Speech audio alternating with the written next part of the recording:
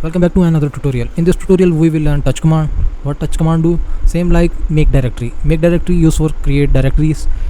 Same like mkdir, we will use touch command to make different kind of files, txt, csv, excel file or any other kind of file, doc file which you want. Okay, let's start.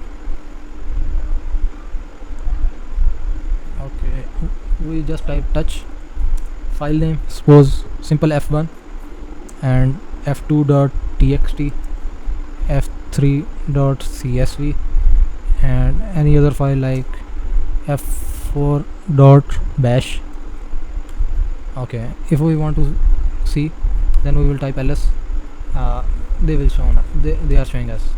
Okay, if we want to edit any file, then we will use nano editor to modify the file. Nano and type file name simply, then hit enter. It will open nano editor for us. Okay, here we will type anything. Okay, we will type hello world and press Ctrl S for save and Ctrl X for exit.